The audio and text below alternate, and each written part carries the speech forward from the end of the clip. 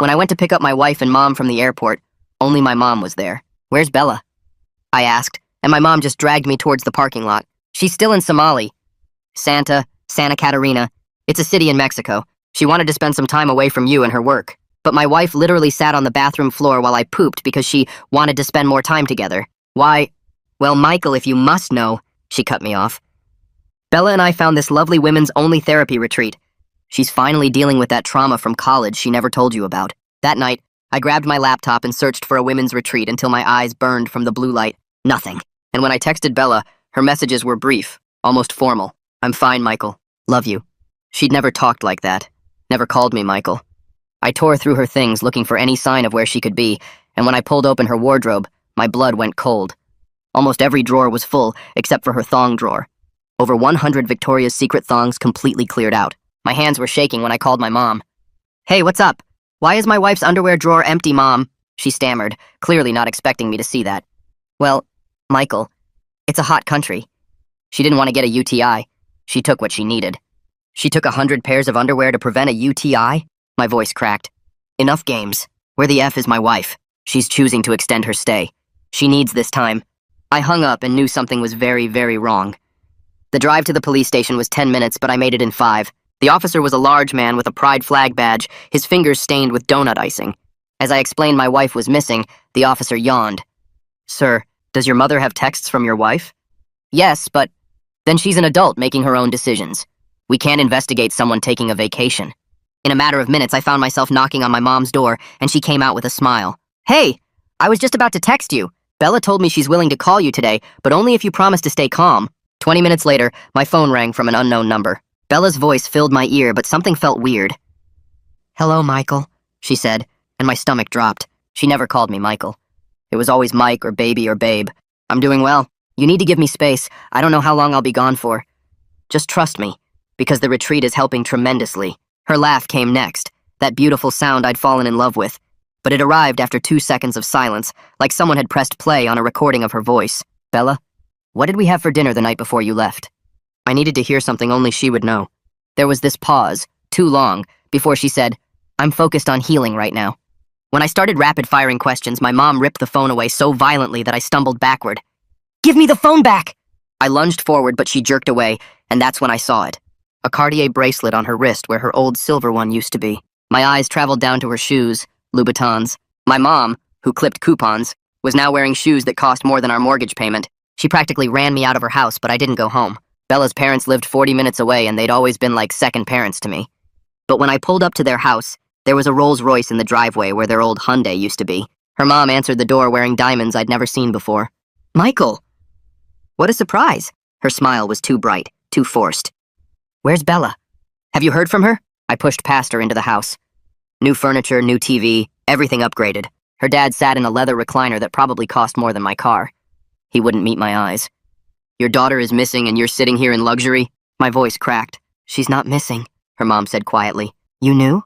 You knew what happened to her?" Her dad finally looked up, tears in his eyes. "It's not like that. She's being taken care of. She has a new life now." "Where is she?" They exchanged a look. "We can't tell you that. It was part of the agreement." I stumbled out of there, my vision blurring.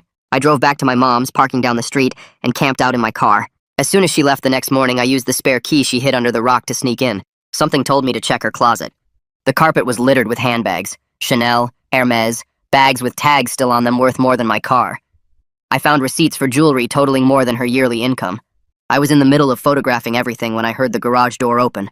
The front door slammed and I froze. My mom stood in the doorway, her face white. "Where is Bella?" I was practically screaming. Her face crumbled for just a second. "Michael, you don't understand. It was the only way. The only way to what?" "Where is my wife?" She opened her mouth, tears starting to fall. "Michael, please don't be mad." Her face went from white to red, tears running down her cheeks as she kept repeating those same words like they would make any of this okay. I couldn't feel anything except this cold, sharp focus cutting through every other emotion. She reached for my arm, but I stepped back.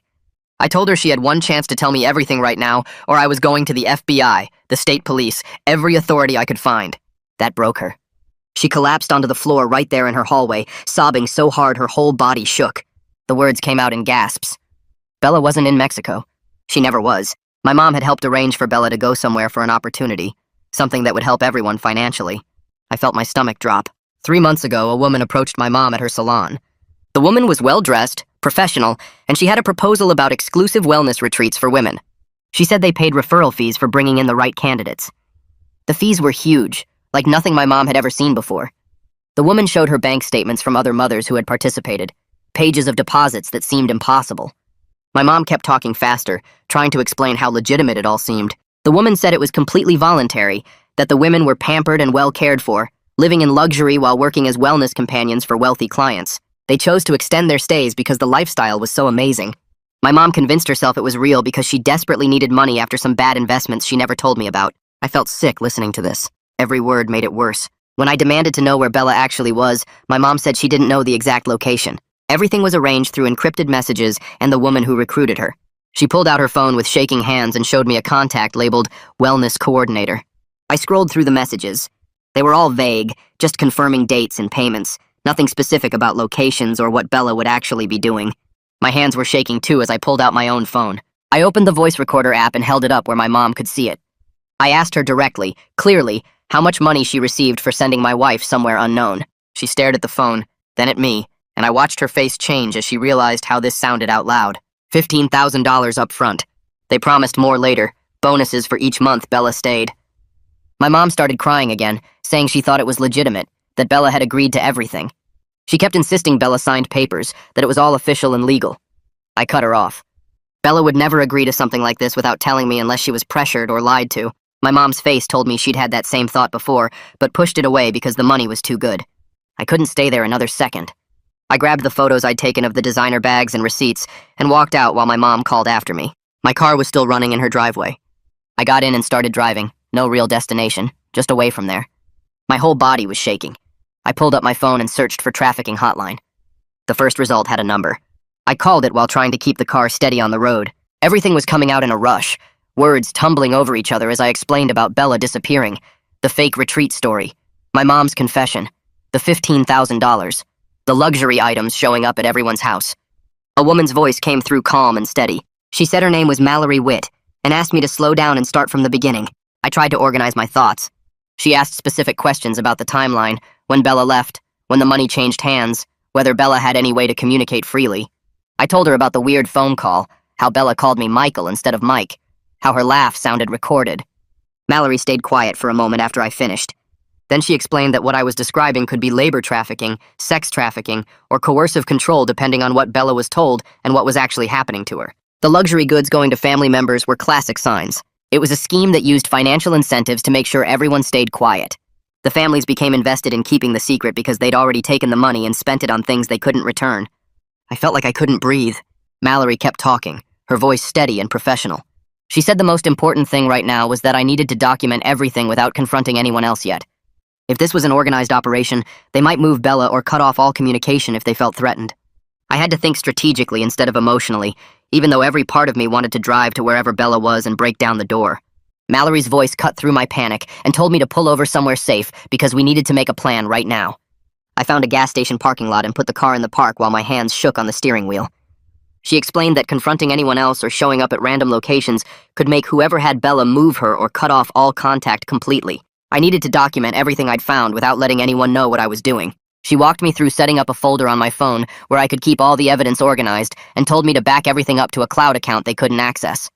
My brain felt like it was moving through mud, but I forced myself to focus on her instructions instead of the fear eating at my stomach. Mallory said I needed to file a report with state police instead of going back to local cops because they had way more resources for cases that crossed state lines. She gave me a direct number for a detective unit that handled trafficking and coercion cases. I wrote it down on a napkin from my glove box because my phone was almost dead.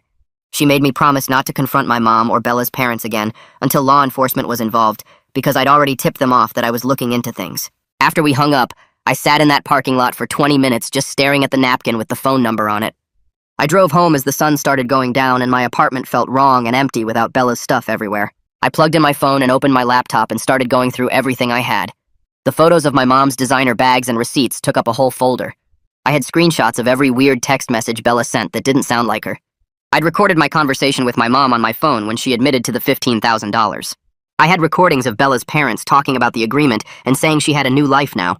I opened a document and started writing down everything that happened since I picked up my mom at the airport. The empty thong drawer, the Cartier bracelet, The Rolls Royce in the driveway. My mom's face when I found the handbags.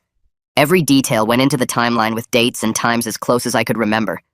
My eyes burned from staring at the screen, but I kept going because Mallory said documentation was the most important thing right now. Around midnight, I had everything organized into folders with labels and backups saved to 3 different places.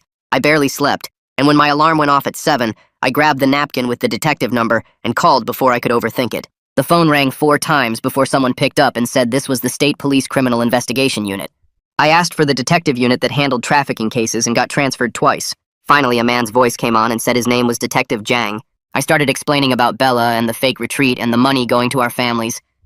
He didn't interrupt me once. He asked questions about the timeline and the financial amounts and whether I had any documentation. I told him about all the evidence I'd organized, and he said the payments to family members combined with controlled communication were serious red flags. He said he wanted to open a case file and asked me to email everything I had to a secure address he gave me. My hands were shaking again, but this time it felt different because someone was actually listening and taking this seriously. After I sent the email to Detective Jang, I went back to my laptop and opened our shared cloud storage account. Bella and I used it for tax documents and photos, but I'd never really looked through all the folders. I clicked through random files until I found something called Wellness Intake Form in a folder I didn't recognize. The PDF had a generic logo at the top that looked like it came from a template website. The first page asked normal questions about health history and allergies and medications. But the second page asked about relationship status and whether I had any financial debts or obligations. There were questions about my support system and whether anyone would notice if I was gone for an extended period. The whole thing felt off in a way I couldn't quite explain, but it made my stomach turn. The last section of the form was about confidentiality, and it said participants agreed not to share details about the retreat location or other attendees with anyone outside the program. It was written in that legal language that sounds official and makes you feel like you'd get in trouble for breaking the rules. The whole thing felt designed to cut people off from their normal lives and make them feel like they couldn't tell anyone what was really happening. I saved copies of the form to my evidence folder and sent it to Detective Jang right away. I pulled up our bank accounts on my laptop and started going through transactions more carefully than I ever had before. 2 days before Bella left for her trip, there was a $3,000 cash withdrawal from our savings account. She never mentioned taking out that much money, and we usually talked about anything over a few $100s. I scrolled further and found that she'd paid off her entire credit card balance the same day. We always carried a small balance on that card because the interest rate was low and it helped our credit score. Paying it off completely right before leaving made no sense unless someone told her to do it. I called Mallory back and told her about the cash withdrawal and the credit card payment. She was quiet for a second before she said, "Those were common tactics in coercive situations. Sometimes people running these operations told women they needed to arrive debt-free, or that they'd be earning money that required starting with a clean financial slate. It created this psychological pressure where the person felt like they'd already invested too much to back out. The $3,000 in cash probably went to whoever was running things as some kind of entry fee or deposit." My chest felt tight as I realized Bella had been manipulated into preparing for this without even knowing what she was really signing up for. Mallory said she could connect me with someone who might be able to help more directly with the legal side of things. She gave me the name of an assistant district attorney called Judith Chandler, who worked on cases involving fraud and coercion. Mallory said Judith was really good at tracing financial crimes and could request subpoenas for bank records to follow the money trail. I wrote down Judith's number and called her office right away. The person who answered said Judith was in court but would call me back within a few hours. I left my number and a message saying Mallory from the trafficking hotline had referred me about a case involving possible coercion and fraud. While I waited for Judith to call back, I realized I needed more help than just law enforcement. The legal system moved slow, and I needed someone who could trace where all this money was coming from right now. I searched online for private investigators who specialized in financial crimes and found a guy named Fletcher Gonzalez who had good reviews and experience with fraud cases. I called his office and explained the basic situation about my wife disappearing and luxury items showing up at family members' houses. Fletcher said he could trace purchases back to whoever funded them way faster than waiting for subpoenas to go through the court system. His rate was $200 an hour, which made me wince, but I didn't care about money anymore. I gave him my credit card information and sent him copies of all the receipts and photos I had of the designer items. He said he'd start working on it immediately and would have some preliminary information within 48 hours. Fletcher called me the next afternoon and said he'd started with the boutiques where my mom bought all the designer stuff. He showed them photos of the receipts I'd taken, and they pulled up their security footage from those dates. The manager at the Chanel store let him watch the recordings in her back office, and he saw my mom walk in with a woman who looked to be in her 40s, well-dressed, blonde hair pulled back in a professional style. They spent about 20 minutes looking at handbags, and the blonde woman paid for everything with a corporate credit card, not even looking at the total. Fletcher said the woman walked my mom out to a black SUV with tinted windows in the parking lot, and they drove off together. He got clear shots of the SUV's license plate and the woman's face from 3 different camera angles. The same pattern showed up at the jewelry store and the shoe boutique. Same woman, same black SUV, same corporate card paying for everything while my mom just watched. 2 days later, Fletcher called again with an update that made my stomach drop. He'd traced the corporate credit card to a shell company registered in Delaware called Holistic Wellness Solutions, LLC. When he searched for the company online, he found basically nothing except a super basic website with stock photos of women doing yoga and getting spa treatments.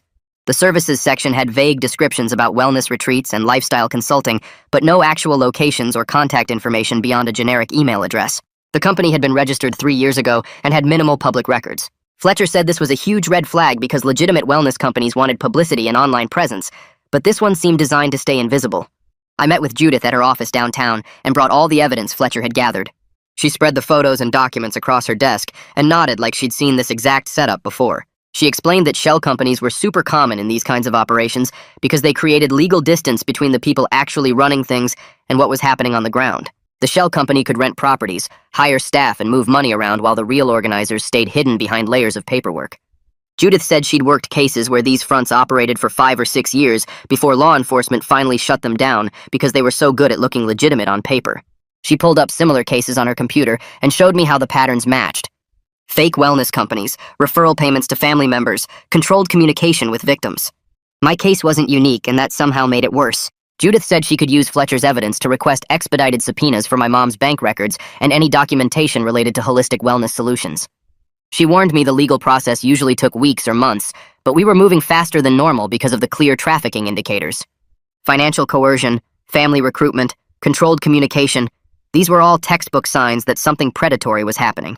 She needed me to be patient while the subpoenas went through proper channels because if we messed up the legal process now, the whole case could fall apart later. I told her I understood, but patience felt impossible when Bella was out there somewhere being referred to as a subject in someone's text messages. That night, I called Fletcher and asked if he'd help me search my mom's house more carefully while she was at work. I knew we'd already found the receipts and handbags, but something told me there was more hidden somewhere. Fletcher agreed, and we met at her house the next morning after I watched her leave for her shift at the salon. We went through everything slowly and methodically this time. Fletcher checked inside book covers and under furniture while I went through her bedroom. I opened her closet and started checking jacket pockets and shoe boxes. In the back corner behind her winter coats, I found a folder wedged between 2 storage boxes. Inside were printed emails discussing referral compensation and timeline expectations. There was a contract with Holistic Wellness Solutions letterhead about payment structures for successful referrals. And tucked in the back of the folder was a cheap burner phone I'd never seen before. I turned on the burner phone and my hands started shaking as I scrolled through the text messages. They were all about arranging meetings and confirming payments. But then I found messages specifically about Bella. One from 3 weeks ago said the initial integration went smoothly. Another from 2 weeks ago confirmed the first payment had been processed. The most recent one from 4 days ago made me feel sick. It said subject is compliant and adapting well to the program structure. My wife was called a subject like she was part of some experiment, like she wasn't a person with a name and a life and a husband who loved her. I had to put the phone down because my vision was blurring. Fletcher put his hand on my shoulder and told me to breathe. He pulled out his camera and started photographing everything. The folder, every page of the emails and contract, every text message on the burner phone. He took photos of the phone's call log and contact list. He made sure to capture everything from multiple angles with clear lighting. When he was done, he carefully put everything back exactly how we'd found it. Folder in the same spot behind the coats, burner phone tucked in the same position. He explained that we needed to let law enforcement handle the actual seizure of this evidence so it would be admissible in court. If we took it ourselves or disturbed the scene too much, a defense lawyer could argue it was tampered with or planted. I hated leaving it there, but I understood. I called my mom from my car before we even left her neighborhood. She answered cheerfully, asking what was up, and I cut her off immediately. I told her I knew about the burner phone and the folder in her closet. I knew about the contract with Holistic Wellness Solutions and the text messages calling Bella a subject. She went completely silent for about 10 seconds. Then she started crying and saying she could explain. I told her she needed to decide right now whether she was going to cooperate with the investigation or face charges as an accomplice to whatever was happening to Bella. My voice sounded cold and I barely recognized it. She kept crying and saying she never meant for things to go this way. I said Judith Chandler wanted to meet with her and she needed to bring the folder and the burner phone. After a long pause, she agreed. The meeting happened 2 days later at Judith's office. My mom showed up looking like she hadn't slept, her eyes red and puffy. She put the folder and burner phone on Judith's desk without being asked. Judith recorded everything as my mom started talking. She admitted that a woman named Caroline had approached her at the salon about 4 months ago. Caroline said she worked for a company that ran exclusive wellness retreats for women, and they paid referral fees for bringing in the right candidates. My mom said Caroline specifically asked about Bella after seeing photos on my mom's phone. Caroline said Bella would be perfect as a wellness companion for wealthy clients at luxury retreats. The pay was described as amazing, and the work was supposedly just being a lifestyle coach and spa attendant type role. My mom got $15,000 up front with promises of more money as Bella stayed longer in the program. My mom kept insisting she thought it was real hospitality work. She said Caroline showed her brochures and testimonials from other women who'd worked as wellness companions. Caroline explained that the secrecy was necessary because the clients were celebrities and wealthy people who valued their privacy. My mom convinced herself it was a legitimate opportunity because we'd been struggling financially and she wanted to help. Judith listened to everything and took notes. Then she pointed out that the huge payments, the burner phone, the shell company, and the controlled communication should have been obvious warning signs that something was very wrong. Legitimate jobs didn't require that level of secrecy or pay that kind of money for referrals. My mom started crying again and said she realized that now, but by the time she understood what was really happening, Bella was already gone and the money was already spent. Judith leaned forward across her desk and locked eyes with my mom. She explained that there were two paths forward right now. My mom could cooperate fully with the investigation, provide every detail she knew, testify if needed, and potentially avoid jail time with probation and restitution. Or she could refuse to help and Judith would file charges for conspiracy to commit trafficking and fraud, which carried serious prison time. My mom's hands shook as she reached for a tissue. She asked how long she had to decide, and Judith said she needed an answer right now, this minute, because every hour that passed was another hour Bella stayed in that situation. My mom nodded and said she would cooperate, that she would tell them everything. Judith pulled out a formal statement form and started writing down everything my mom said. The whole process took almost 2 hours. My mom described the woman named Caroline in detail, the salon where they met, the exact promises made about the wellness companion position. She provided the phone numbers, email addresses, and bank account information for every payment she received. When Judith asked if my mom had any idea where Bella actually was, my mom shook her head and started crying again. She said Caroline never told her the location, just that it was domestic and that Bella was safe and happy. Fletcher called me the next morning while I was staring at my coffee, unable to drink it. He said he'd been going through my mom's statement all night and found something important. The shell company, Holistic Wellness Solutions, had a pattern of renting short-term properties in several states. They marketed these as immersive wellness experiences for small groups of women. Fletcher found property records and rental agreements that matched the company's registration details. One property stood out because it was currently active, about 2 hours away in a rural area outside the city. The lease was under the same shell company name and had been rented for 6 months straight, which was unusual for a short-term wellness retreat. I told Fletcher I was getting in my car right now to drive there. He said to wait, that we needed to talk to Judith first, but I was already grabbing my keys. Then Mallory called, like she somehow knew what I was planning. She said going to that property alone was the worst thing I could do. If this was an organized operation like we suspected, showing up would alert them that someone was investigating. They could move Bella somewhere else, somewhere we would never find. Or they could hurt her if they thought she had somehow tipped me off. I wanted to scream that I couldn't just sit here knowing Bella might be 2 hours away, but Mallory's voice stayed calm and firm. She said we needed professionals who knew how to handle these situations, who had the resources and training to intervene safely. Judith agreed with Mallory when I called her next. She said local police wouldn't have the jurisdiction or resources for this kind of case, especially if it crossed state lines like Fletcher suspected. Instead, she knew someone at Homeland Security Investigations who specialized in organized fraud and trafficking operations. His name was Zachary Wu, and he had handled cases involving networks that moved women around under false pretenses. Judith called him while I sat in her office, my leg bouncing so hard the chair squeaked. Agent Wu arrived 3 hours later with a file folder and a laptop. He was younger than I expected, maybe late 30s, with glasses and a calm way of talking that somehow made me feel like he actually understood the urgency. He reviewed every piece of evidence we had. The photos of luxury items, the receipts, Fletcher's property research, my mom's statement, the weird texts from Bella. He asked questions that showed he was thinking about this as a bigger picture, not just about Bella, but about how many other women might be involved. After 2 hours of review, he said our case had multiple indicators of a larger operation.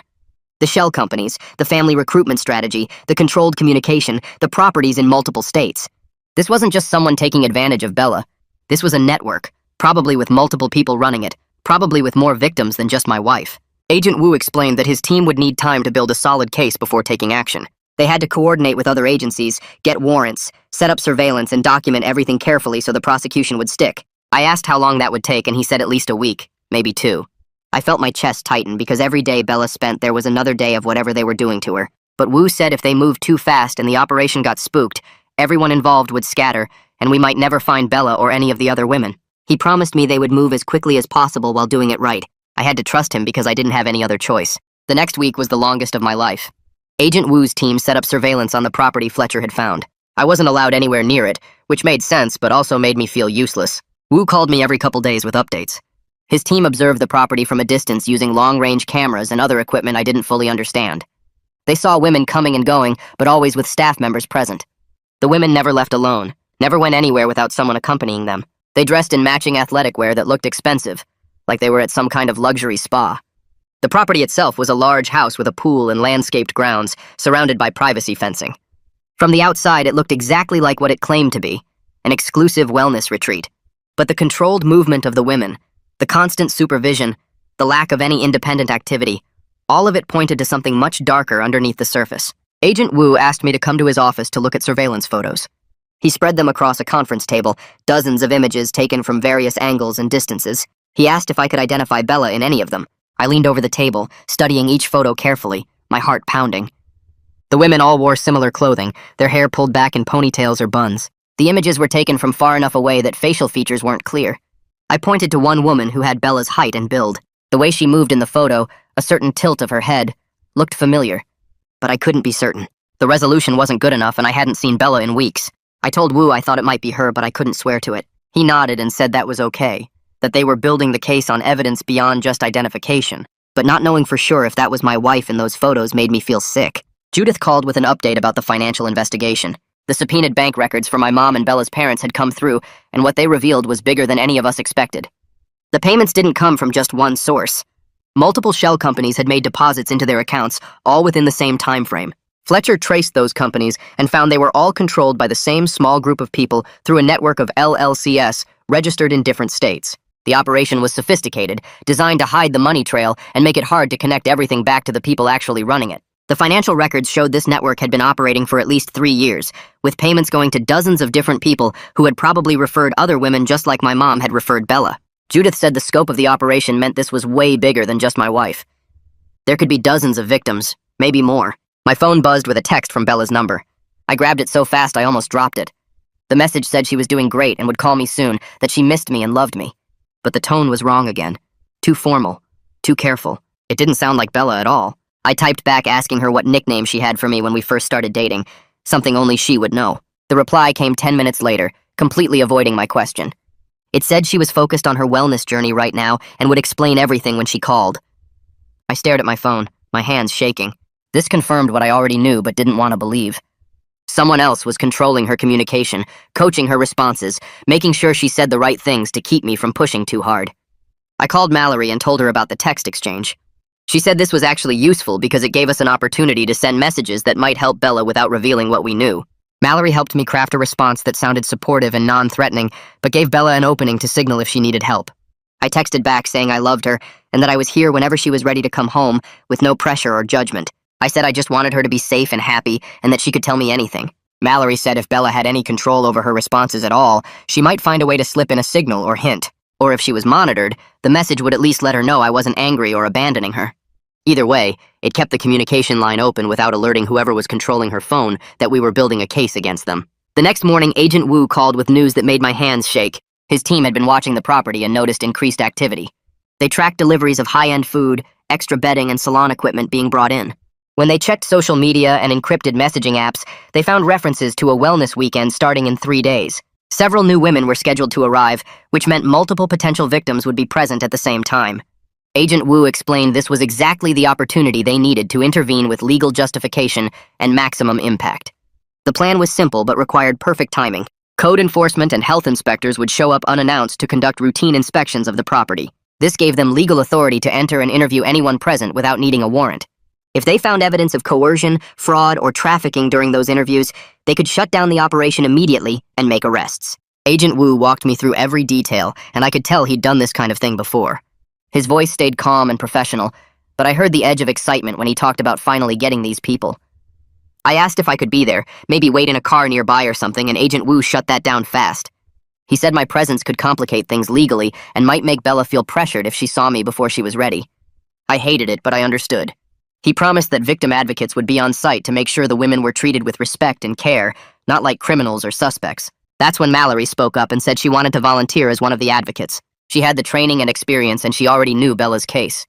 Agent Wu agreed immediately. The 3 days waiting for the operation were worse than the entire 2 weeks before. I barely slept more than a few hours each night. Every time I closed my eyes, I pictured Bella in that property, wondering if she knew help was coming or if she'd given up hope. I couldn't focus on anything at work and eventually just took the days off. My apartment felt too small and too quiet. I kept checking my phone even though I knew no one would call with updates until it was over. I went for runs that left me exhausted but didn't help me sleep. I cleaned the apartment 3 times. I organized our photos and found myself staring at pictures of Bella from before all this happened, back when her smile reached her eyes and she called me baby instead of Michael. I tried to imagine what I'd say to her when we finally talked, but every version sounded wrong. Sorry felt too small. I love you felt too simple. Nothing captured the weight of what she'd been through or what I was feeling. On the morning of the operation, I woke up at 5, even though Agent Wu said they wouldn't move until afternoon. I made coffee and sat by my phone like he'd instructed. The apartment was spotless from my nervous cleaning, so I just sat there watching the clock. Minutes felt like hours. I turned on the TV but couldn't follow what was happening on screen. I tried reading but gave up after staring at the same page for 20 minutes. Around noon, I forced myself to eat something, but the food tasted like nothing and sat heavy in my stomach. I paced from the kitchen to the living room to the bedroom and back, wearing a path in the carpet. Every time my phone buzzed with a spam call or text, I grabbed it so fast I almost dropped it. Hours crawled by with no word from anyone. I knew Agent Wu said it would take time, that they had to conduct the inspections carefully and interview everyone present, but not knowing what was happening was torture. I kept imagining scenarios, most of them bad. What if Bella wasn't there? What if they'd moved her when they sensed something was wrong? What if she was there but refused to leave? What if the operation went wrong and someone got hurt? I tried to push those thoughts away, but they kept coming back. Finally, at 6:30 that evening, my phone rang with Agent Wu's number. I answered before the first ring finished. His voice came through clear, and I could hear relief in it when he said they'd successfully entered the property and found 12 women present. Bella was one of them. She was physically safe, he said, though emotionally shaken by everything happening. They were taking all the women to a secure location with victim advocates who would help them understand they were safe now and could make their own choices about what happened next. I felt my legs go weak and had to sit down on the floor. Bella was safe. After weeks of not knowing, of fearing the worst, she was actually safe. I asked where she was and said I could be there in minutes, but Agent Wu stopped me.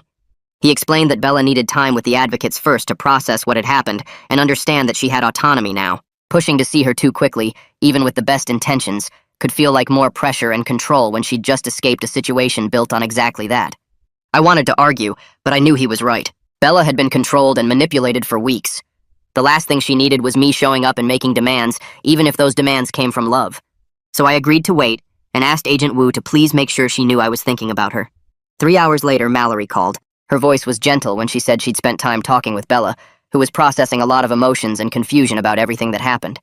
Mallory explained that Bella had confirmed the basic story. My mom had recruited her with promises of a luxury wellness retreat where she'd earn money as a lifestyle consultant for wealthy women. The pitch made it sound like an exclusive opportunity, almost like being a personal concierge or lifestyle coach. Bella thought she'd be helping with spa services, giving advice on fashion and wellness, maybe coordinating events. The money they promised was significant, enough to help with our finances and my mom's situation. Bella had wanted to surprise me with the income and hadn't realized how wrong things were until she was already there. Mallory said Bella was told the secrecy was necessary because the clients were high-profile women who valued their privacy above everything. The controlled communication was supposedly to help her focus on the program without outside distractions. At first, the work seemed legitimate, just greeting clients and helping with wellness activities. But gradually, the expectations shifted. She was asked to spend more time with clients one-on-one, to dress in specific ways, to be more physically affectionate. Each boundary was pushed a little further, always with explanations that made it sound normal and professional. By the time Bella realized what was actually expected, she felt trapped. She'd already crossed lines she wasn't comfortable with. Her family had taken money, and everyone kept telling her this was part of the job she'd agreed to. Bella told Mallory she wanted to talk to me but needed a day or two to work with counselors first. She was dealing with shame about what happened and confusion about how she ended up in that situation. Mallory said Bella kept saying she should have known better, should have seen the red flags, should have told me from the start. She was struggling with the fact that she'd initially believed the opportunity was real and that my mom was trying to help us. Mallory assured me this was a normal response for someone who'd been through what Bella experienced, that self-blame was common even when the person was clearly a victim of manipulation. She said the counselors were helping Bella understand that none of this was her fault, that she'd been deliberately deceived by people who knew exactly how to exploit trust and financial pressure. I asked Mallory what she meant by that being normal, and she explained that people who've been through situations like this almost always blame themselves at first. They think they should have seen the warning signs or been smarter about it, even though the whole setup was designed to trick them.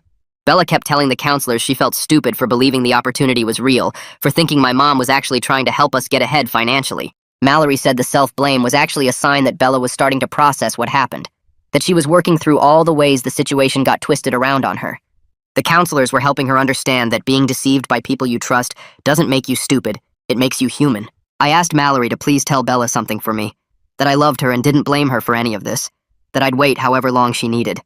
Mallory said she'd pass that along right away, and that Bella was in a safe house with people watching over her all the time. The facility had counselors available day and night, and Bella could stay there as long as she needed to feel secure and start working through everything. Mallory promised to keep me updated on how Bella was doing, and when she might be ready to talk directly. 2 hours after I hung up with Mallory, my phone rang with Agent Wu's number. He started talking before I could even say hello, his voice carrying this energy like he'd been waiting to share news. They'd arrested 4 people that morning who ran the whole operation, including the woman who'd recruited my mom at the salon. The charges were serious, fraud and money laundering for sure, and they were pushing for promoting prostitution charges too. Agent Wu said the trafficking charges were still being looked at by prosecutors because the legal definition was tricky, but they had enough evidence to put these people away for years either way. He explained that the operation worked by finding women through their family members, people who were struggling with money or debt. The recruiters would approach someone like my mom and pitch this opportunity that sounded completely legitimate, talking about wellness retreats and lifestyle consulting for rich clients who valued their privacy. They made it sound exclusive and professional, showing fake testimonials and doctored bank statements from other families who'd supposedly benefited. Once they got a family member on board, that person would convince the woman to go, using their trust and relationship to make it seem safe. The women were told they'd be helping with spa services, giving advice on fashion and wellness, maybe planning events for wealthy clients. The money promised was always significant, enough to make a real difference for families dealing with financial pressure. When the women arrived at these properties, everything seemed nice at first, exactly like a luxury retreat. But then the expectations started shifting gradually, so slowly that it was hard to pinpoint when things crossed a line. They'd be asked to spend more one-on-one time with clients, to dress in specific ways, to be more physically affectionate during sessions. Each boundary got pushed a little further with explanations that made it sound normal and professional, like this was just part of high-end hospitality work. Agent Wu said the women were kept going along with it through a bunch of different tactics working together. They got charged for their luxury rooms and the designer clothes they were given, building up debt that they were told they'd pay off through their work. But the big payments they'd been promised kept getting delayed or reduced, always with some excuse about client scheduling or payment processing. By the time the women realized what was actually expected of them, they'd already crossed boundaries they felt ashamed about, and that shame made it harder to reach out for help or admit what was happening. Plus, their families had taken money, and everyone kept telling them this was the job they'd agreed to, that they just needed to finish out their commitment. The family pressure was huge because relatives like my mom had received cash and luxury items, and they had a financial stake in the women continuing. Agent Wu's voice got quieter when he explained that part, like he knew how much it would hurt to hear. Later that afternoon, Judith called and walked me through the legal side of everything. She said cases like this existed in this complicated gray area because technically the women had consented to go initially, they'd signed papers and agreed to participate. But that consent was based on lies about what the work actually involved, and once they were there, the consent was maintained through pressure and manipulation rather than free choice. The prosecution was focusing on the fraudulent recruitment, the financial schemes that created debt and dependency, and the way the operation deliberately isolated women from their support systems. Judith explained that proving trafficking charges required showing force, fraud, or coercion, and while the fraud was clear, the coercion was harder to demonstrate legally because the women weren't physically prevented from leaving. But the financial manipulation and family pressure created psychological barriers that were just as effective as locked doors. 3 days crawled by while I waited for news about talking to Bella. I couldn't focus on anything, couldn't eat much, just kept my phone with me every second. When Mallory finally called to say she'd arranged a phone call, my hands started shaking so badly I almost dropped my phone. Mallory warned me that Bella's voice might sound different, that trauma changes people, and I needed to be prepared for that. The call came through on Mallory's phone with Bella on the line, and the second I heard her voice, I knew Mallory was right about it sounding different. Bella's voice came out small and tired, nothing like the confident way she usually talked. She started crying almost immediately and tried to explain what happened, how she ended up staying even when she wanted to leave. The words came out broken up between sobs, and I could hear her struggling to get through it. Bella said she really thought she was helping us financially, that my mom had made it sound like this amazing, legitimate opportunity that would solve our money problems. She'd wanted to surprise me with the income, to show me she could contribute in a big way. By the time she realized what was really expected of her, she felt like she couldn't tell me because she'd already done things she was ashamed of, already crossed lines that made her feel dirty. I told her to stop, that none of this was her fault, that she was lied to and manipulated by people who knew exactly what they were doing. I said the only thing that mattered to me was that she was safe now, that everything else we could figure out together. Bella cried harder and said she wasn't sure how we came back from this, if our marriage could survive what happened. Her voice broke when she said she felt like damaged goods, like I'd never be able to look at her the same way. I had to be honest with her that I didn't know what happened next either, that this was new territory for both of us. But I told her I wanted to support her healing however she needed, that if she needed space and time apart, I'd respect that, and if she wanted to try counseling together eventually, I was willing to do that too. I said the most important thing was her getting better and feeling safe again, and we could figure out the rest as we went. Bella said she needed to stay in the Safe House program for a while longer and work with counselors before she could even think about our future together. She was dealing with serious trauma and needed to figure out who she was outside of this whole experience before she could be in any kind of relationship. I told her I understood and that I'd give her whatever space she needed. The call ended, and I sat there staring at my phone for probably an hour. Over the following weeks, I threw myself into helping with the legal case because it gave me something concrete to focus on besides the empty apartment. I started seeing a therapist twice a week to process everything that had happened. Judith kept me updated on the prosecution, and every update made me angrier at the people who'd done this. The evidence was strong enough that the main organizers were facing serious prison time. They had financial records, testimony from multiple victims, and all the documentation Fletcher had gathered. Judith explained that the prosecutors were building cases for fraud, money laundering, and coercion. My mom's cooperation became a key part of the case. 3 weeks after everything came out, she met with Judith and agreed to plead guilty to conspiracy to commit fraud. She had to return all $15,000 she'd received plus testify against the organizers. The deal got her probation instead of jail time and mandatory counseling. When Judith told me about the plea deal, I had mixed feelings because part of me wanted my mom to face harder consequences, but another part knew her testimony would help convict the people who'd actually run the operation. Bella's parents also had to return their gifts and provide detailed statements for the prosecution. They weren't charged criminally because they'd been less directly involved than my mom, but they had to live with knowing they'd been part of their daughter's exploitation. Her dad called me once during this time and broke down crying on the phone. He kept saying he thought he was helping us financially and didn't understand what was really happening. I couldn't find much sympathy for him. The weeks crawled by and I focused on work and therapy and helping Judith's team however I could. I gave them access to all of Bella's accounts and our shared documents. I walked them through the timeline of when things started seeming off. I provided character references for Bella to show she wasn't someone who'd normally keep secrets or make impulsive decisions. 2 months after the operation, Mallory called and said Bella wanted to meet with me in person. We arranged to meet at a coffee shop that was neutral territory with Bella's counselor present. I got there early and sat at a corner table watching the door. When Bella walked in, my breath caught because she looked so different. She was thinner, and there were dark circles under her eyes. But there was also something new in the way she carried herself, a kind of strength that hadn't been there before. Her counselor sat at a nearby table, giving us privacy, but staying close enough to intervene if needed. Bella sat down across from me, and we just looked at each other for a moment. She started talking, and I listened. We talked for 2 hours about everything that had happened. Bella explained the psychological manipulation in detail, and I had to force myself not to interrupt. She described how the program slowly normalized things that should have been huge red flags.